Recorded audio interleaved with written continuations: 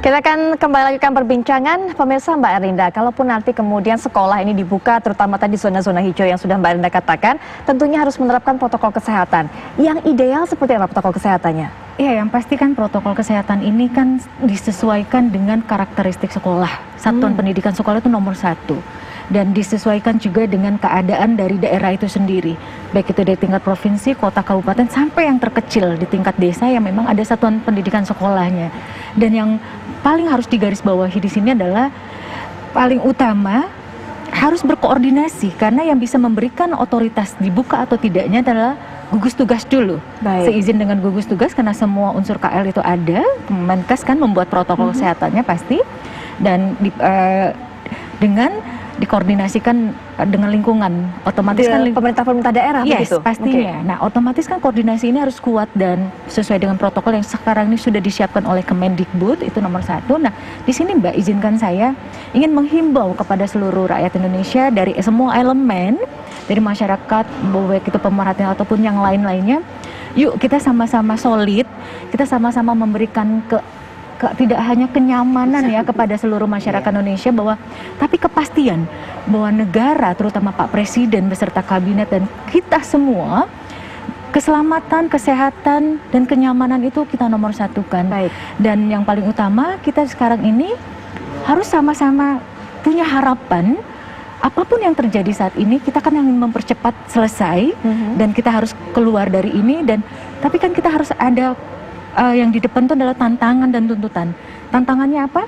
Kita mau tidak mau harus bisa bagaimana mengurangi hal yang saat ini sudah terjadi, ya kan? Kita merehabilitasi diri kita, keluarga, komunitas, terbesar juga negara. Pemulihan ini kan kita harus siapkan dari sekarang.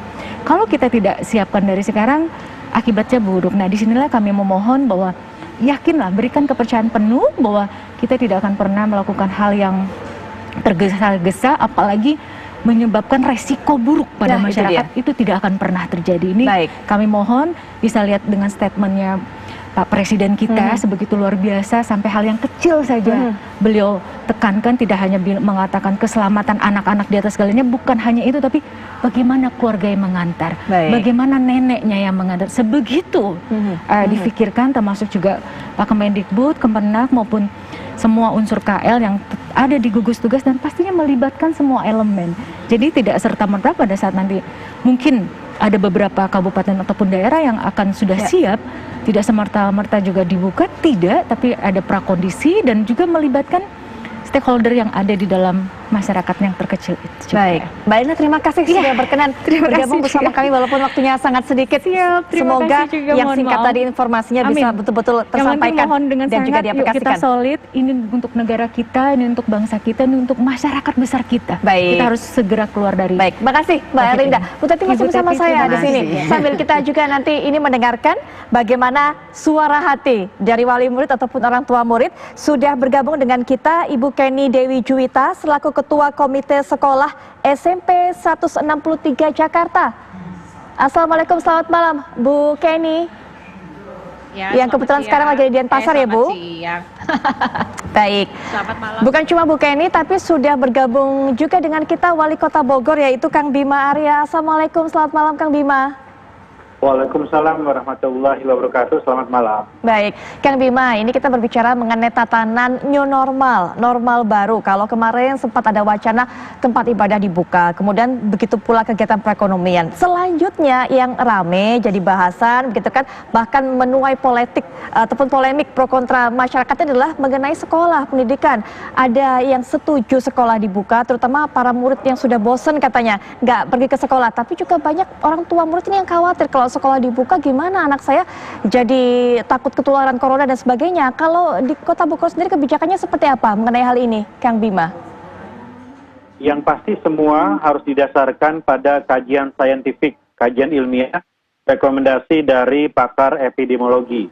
Nah, kalau di Bogor memang sekarang kurvanya alhamdulillah sudah melandai, bahkan angka reproduksinya itu sudah di bawah 1. Kalau minggu lalu 0,73, hari ini saya dilaporkan 0,3. Jadi secara umum kurvanya melandai. Tetapi untuk membuka sekolah, saya kira tidak sesederhana itu. Banyak hal yang harus kita hitung. bukan saja kondisi penyebaran COVID secara umum di kota, tetapi kita harus lihat 3 variabel di sekolah itu.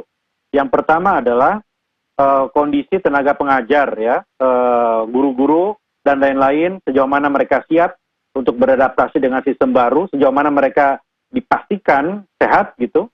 Yang kedua adalah sistem yang ada di sekolah itu, infrastruktur yang ada, fasilitas yang ada di situ, apakah siap atau tidak.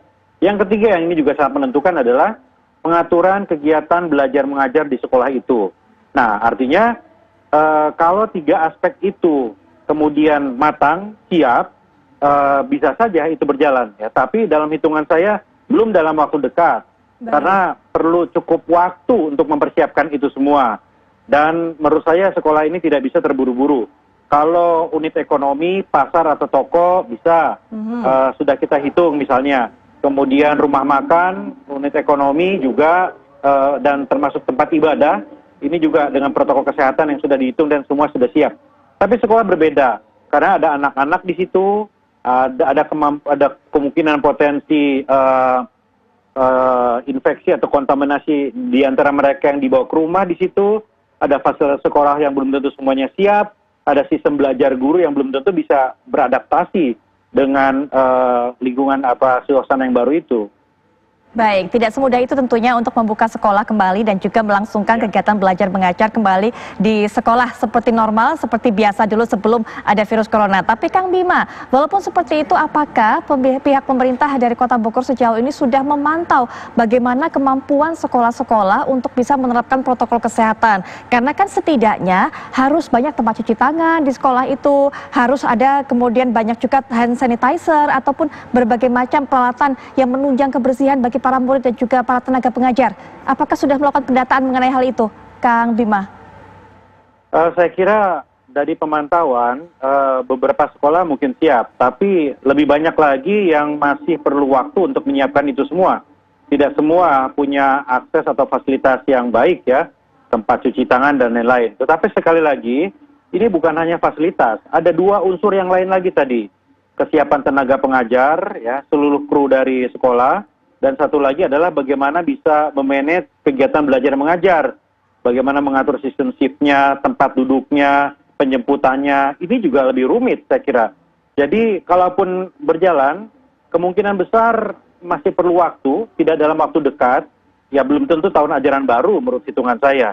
Dan itu pun perlu dilakukan secara bertahap. Saya masih banyak menerima kekhawatiran dari para orang tua terkait dengan sekolah ini, begitu ya. Dan lagi pula, ya hari ini tren dari positif ini, tren dari kurva COVID-19 ini belum ajeb. Jadi artinya memang situasinya sekarang melandai. Tapi kita belum tahu, ya, minggu depan, 2 minggu lagi. Kita lihat di London, sekolah sempat masuk kembali, tapi kemudian terjadi lonjakan positif. Karena kemudian anak-anak yang sehat itu menjadi OTG, menjadi carrier, dibawa ke rumah dan ditularkan ke orang tuanya yang kemudian sangat rentan. Terjadi lonjakan positif. Ini harus diantisipasi. Baik, banyak yang harus ditinjau, sudah dijelaskan oleh Kang Bima tadi.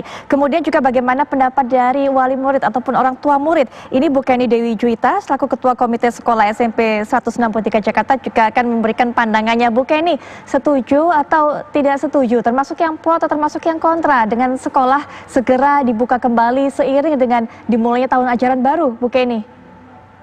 Iya, memang banyak sekali tantangannya bagi orang tua pada saat tahun ajaran ini akan dimulai ya. Nah tentunya perlu juga kita koordinasi dengan pihak sekolah, yaitu biasanya kita lakukan lewat komite sekolah.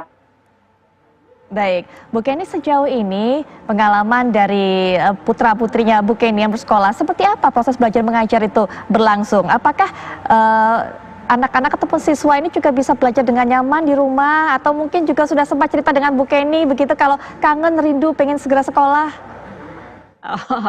Ya memang banyak sekali pemberitaan yang agak dramatis gitu ya. Ada anak yang diberitakan nangis di depan sekolah ingin segera sekolah. Saya rasa kembali lagi ke orang tua masing-masing, bagaimana menciptakan lingkungan rumah itu menjadi juga tempat pembelajaran. Dan memang tantangannya adalah secara teknis memang tidak semua orang tua memahami cara mengajar gitu. Namun yang bisa diberikan, biasanya kita lakukan sharing-sharing dengan para orang tua. Kita juga lakukan pertemuan-pertemuan selain di WA grup, kami jadi punya kelompok-kelompok diskusi. Jadi tiap kelas punya wali orang tua murid, jadi WOTK. Itu biasa mungkin kalau komite sekolah biasanya kami menyebut diri kami sahabat sekolah. Jadi pada saat ada pertanyaan dan lain-lain bisa disampaikan di dalam WA grup, lalu kemudian kita bawakan lagi di forum yang lebih besar di setiap kelas, bersama-sama dengan kita sahabat sekolah atau komite sekolah, beraliansi dengan kepala sekolah dan manajemen sekolah.